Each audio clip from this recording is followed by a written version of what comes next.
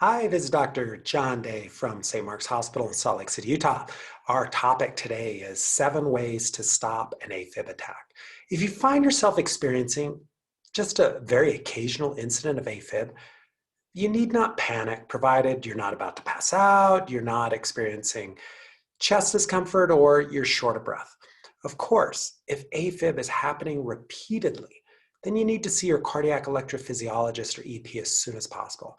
And for those who may not be aware, an EP is a cardiologist who has had 2 additional years of training in arrhythmias following their cardiology board certification. So basically, an EP is an AFib specialist.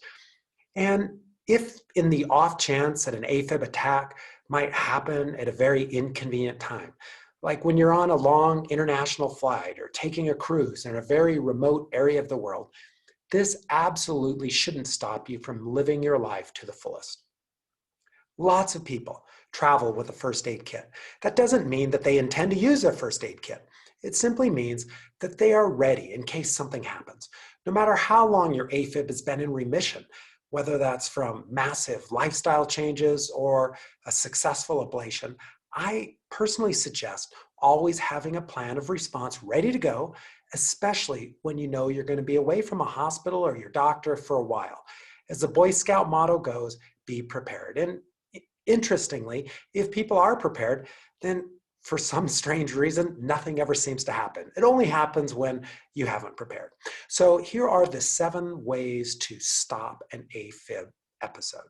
Number 1, the pill in the pocket. First, keep an antiarrhythmic medication like flecainide on hand for an emergency. Sometimes my patients may also have a medication to also slow down their heart, like metoprolol or diltiazem, and a blood thinner like Eliquis in addition to the flecainide on hand for an AFib attack.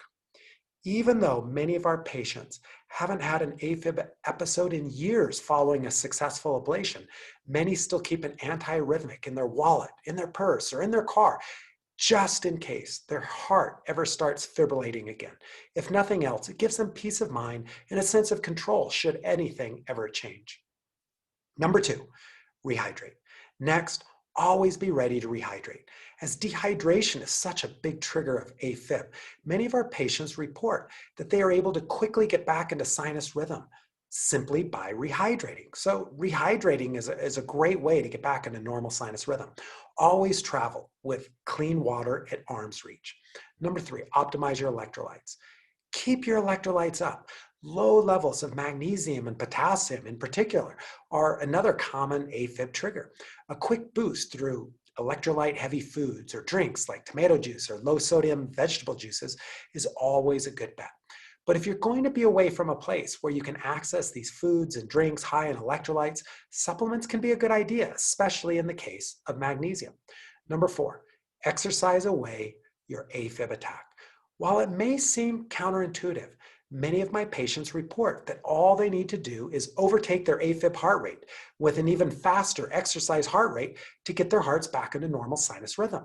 When their heart then slows after the exercise, their normal sinus rhythm is restored. Of course, if your heart rate runs especially fast with an AFib attack, then driving the heart rate up even higher with exercise probably wouldn't be a good idea. This seems to work more for people who, when they go into AFib, their hearts aren't racing. So for those whose hearts seem to break speed records when they go into AFib, the next option, or option number 5, probably is the better choice. Number 5, lie down. If an exercise-induced increased heart rate doesn't work for you, or when you do go into AFib, it's so fast anyway, the opposite just might do the trick. Many of my patients report that if they take a nap or go to bed early, then when they wake up from their nap or from their early night of sleep, the AFib seems to go away and they're back into normal sinus rhythm. All right, number 6, stimulate your vagus nerve. Sometimes autonomic nervous system imbalances can trigger an AFib attack. One way to quickly correct this is through vagal maneuvers. And what's a vagal maneuver? Well, these are maneuvers that stimulate the vagus nerve, like slow, deep breathing, bearing down like you're trying to have a bowel movement, tightening your abdominal muscles, inverting your body by raising your legs or standing on your head, coughing, taking a cold shower, pressing on your eyeballs. Whatever it seems to work for you to stimulate the vagus nerve, may just do the trick for getting your heart back in rhythm, especially if your AFib tends to run on the faster side. Number 7, get a quick cardioversion.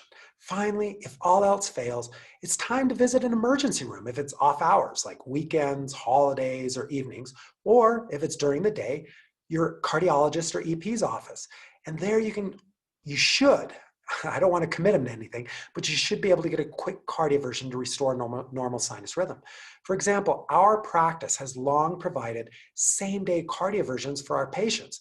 Of course, that's during normal business hours, provided you are fasting. You need to be fasting because you're put to sleep for a couple of minutes for a cardioversion. While a cardioversion doesn't fix the underlying AFib problem, it can provide temporary relief until your AFib is fixed. And whether that's through aggressive lifestyle interventions, including weight loss, or a catheter ablation procedure. So, concluding thoughts. First, having a plan in place to stop an AFib attack isn't admitting defeat. Sometimes life throws us a curveball. Let these bad experiences, whether you got overly worked up, stressed out, dehydrated, etc., become good data that can help you prevent another such experience. After all, for some, this can be a lifetime fight. For others, they may be able to just get their AFib to quickly go away with, say, an ablation procedure. But even people who have been cured from their AFib with an ablation may still have that rare one-off AFib attack and then go decades without another AFib attack. Sometimes this once-in-a-blue-moon AFib attack can come from a major life stressor like a death in the family, divorce, etc., or even, say, a massive infection. As long as AFib is a very rare event, the symptoms aren't worrisome, and the proper stroke prevention measures are in place, then it shouldn't cause too much concern. If, however, AFib attacks are repeatedly happening to you, then you need a new treatment plan and one that you can work out with your cardiac EP. If you want to learn more about how to stop an AFib attack, be sure to check out our best-selling book, The AFib Cure. Also, to see one of the cardiologists or EPs in our practice, please call my team at 801-266-3418. Sorry, telemedicine visits outside of the state of Utah are no longer possible due to government regulations, but we'd love to see you. So give us a call and hope to see you soon. Thank you so much for tuning in.